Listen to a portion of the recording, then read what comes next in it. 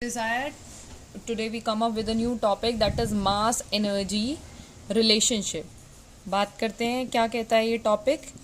Mass energy relationship means we are establishing a relation between mass and energy. Both are not equal terms actually. But we want to find out some relation between them. So अभी तक हम जो special theory of relativity में पढ़ चुके हैं that mass is an invariant quantity जो कि हमें मिलता है m is equals to m naught over root of 1 minus v square over c square से. यहाँ से हमें पता चल जाता था कि मास एक वेरिएंट क्वांटिटी है. तो हम पता लगाना चाहते हैं कि मास और एनर्जी के बीच में क्या कोई रिलेशन होता है.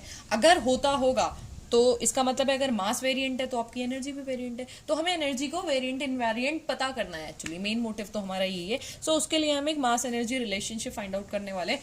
क्यों करने वाले हैं, हमने क्यों नहीं डायरेक्ट एनर्जी को ही और पुराने गैलीलियन ट्रांसफॉर्मेशन के अकॉर्डिंग या जनरल थ्योरी के अकॉर्डिंग हमने क्यों नहीं इसको वेरिएंट और इनवेरिएंट कह दिया. ये ऐसा इसलिए किया गया क्योंकि मास एनर्जी रिलेशनशिप जो आइंस्टीन ने दिया था ना, उसका ट्रेमेंडस एप्लीकेशन था in the nuclear physics. Actually उन्होंने ना न्यूक्लियर फिजन और फ्यूजन में बहुत अच्छा काम किया. जो इन्होंने रिलेशनशिप एस्टैब्लिश किया था उसने एक पूरी एक फिजिक्स बना दी. मतलब एक ब्रांच ऑफ फिजिक्स उसने इंट्रोड्यूस कर दी और बहुत सारे उसकी क्वेरीज को उन्होंने सॉर्ट आउट कर दिया. So that's why this relation is very very important. Okay, so we will start with the general words.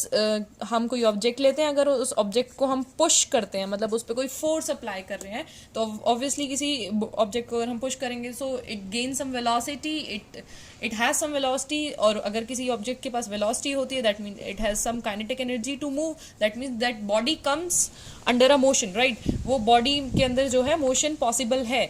Okay, अब हम बात करते हैं कि अगर हम उस बॉडी के ऊपर काइनेटिक एनर्जी है तो हम चेंज इन काइनेटिक एनर्जी को लिख सकते हैं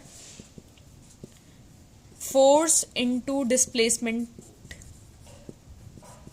अब आप पूछेंगे कि ये क्यों लिख सकते हैं. अब देखो, हम एक वर्क एनर्जी थ्योरम पढ़ते हैं अपने 11th-12th में, जहाँ चेंज इन काइनेटिक एनर्जी कहूँ या फिर मैं एक एनर्जी फॉर्म के बारे में बात करी हूँ. फोर्स इनटू डिस्प्लेसमेंट हमारा क्या होता है, हमारा वर्क डन के इक्वल होता है. Force into displacement is nothing work done. और यहाँ क्या एनर्जी टर्म है, both have units. Joule and energy and work are interconvertible, inter transferable terms. तो कुछ अलग बात नहीं कर रहे हैं हम, ठीक है. तो चेंज इन काइनेटिक एनर्जी को यहाँ हमने डी ई के, मतलब हर पॉइंट पे जैसे ही वो मोशन कर रहा है तो काइनेटिक एनर्जी में कितना चेंज हो रहा है, तो that can be describe by force into displacement. Suppose हम कोई डी एक्स डिस्प्लेसमेंट यहाँ कंसिडर कर लेते हैं. ओके, तो this terms comes as force into displacement. Put it as equation 1. उसके बाद आगे बात करते हैं. अगर मैं कहूँ क्योंकि बॉडी अंडर मोशन में है, मैकेनिक्स के लॉज को तो ऑब्वियसली वो फॉलो करेगा ही करेगा. तो हम यहाँ पे लॉ ऑफ मैकेनिक्स कौन सा अप्लाई करते हैं, that force is a rate of change of linear momentum, right. अब मोमेंटम क्या होती है आपको पता ही है, rate of change of linear momentum. Your momentum will be mv. अब क्योंकि हमें इसमें नहीं पता मास इज वेरिएंट और इनवेरिएंट, राइट. तो उसके लिए हम क्या करेंगे, हम यहाँ पे मास को, ऑब्वियसली मास इज वेरिएंट क्योंकि special theory of relativity apply करें हम. अब वेलोसिटी तो वेरिएंट होती है. तो इसके लिए हम इसका डेरिवेटिव जब करेंगे ना तो हम किसी चीज को कांस्टेंट नहीं रख सकते. अभी आई होप आपने लिख लिया होगा. So we are taking force into displacement as first equation और इस इक्वेशन को सॉल्व करते हैं. So our force is equals to mass constant, your dv over dt, then your velocity constant dm over dt. हमारे पास ये equation आ गई, right. अगर मैं इस इक्वेशन को अप्लाई कर दूं, this will be your second equation. Put this second equation in first. आपकी फर्स्ट इक्वेशन थी d k is equals to force into displacement. Put this at term force m dv over dt plus v dm over dt into dx. ये हो गया force into displacement is equal to change in kinetic energy. तो अब हम इसको अगर करेंगे तो देखो dx को अगर मैं अंदर मल्टीप्लाई कर दूं तो देखो थोड़ा सा रीअरेंजमेंट की जरूरत है. ये dv को हम साइड में ले लेंगे and our term become dx over dt plus similarly v dm को अलग ले लेंगे dx ओवर dt. उससे कोई प्रॉब्लम नहीं होगी क्योंकि पार्शियल डेरिवेटिव में शिफ्ट हो जाता है. ओके, अब बात करते हैं ये है क्या. अब यहाँ देखो dx over dt, rate of change of displacement with time. ये होता क्या है हमारे पास, velocity term. So this term become m dv into V plus v dm. अब dx ओवर dt हमारे पास क्या होती है, dx over dt is nothing but again velocity term. Okay, so this equation become m dv dot v plus v square dm. Put it as a third equation. So this will be your dek. इसको बहुत बहुत important है क्योंकि आगे use होने वाली है. So mark it as third equation, right? अब हम बात करते हैं आगे की.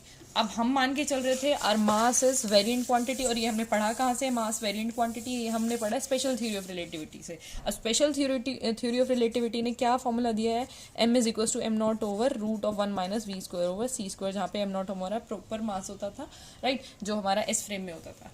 अब हम बात करते हैं, we are squaring both sides, squaring both sides करेंगे तो क्या आएगा हमारे पास, M square is equal to M naught square over 1 minus we square over C square, root हट जाएगा आपका। इसको सॉल्व करेंगे थोड़ा सा तो हमारे पास आएगा m naught square c square over C square minus we square, c square LCM लेके वो सी स्क्वायर हमने ऊपर पहुंचा दिया, right. I hope you will understand it easily. अब देखें होगा क्या, इसको थोड़ा सा हम सॉर्टिफाई करते हैं तो हमारे पास आएगी term m square into C square minus we square and m naught square c square. अब आप देखेंगे इसको थोड़ा सा सॉल्व करेंगे, m square c square minus m square v square, इसको इसके साथ मल्टीप्लाई किया and then m naught square c square. Now differentiating this term with respect to T.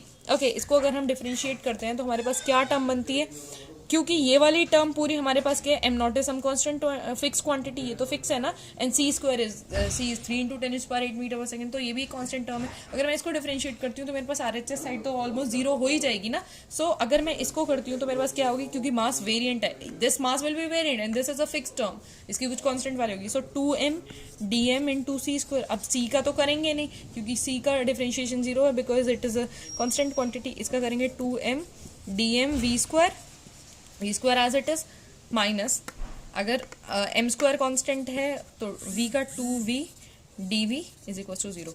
इसमें हम क्या करेंगे, dm C square into 2m is equal to 2m dm v स्क्वायर plus, इसको हमने आर एच एस की तरफ ले लिया, एम स्क्वायर 2v dv।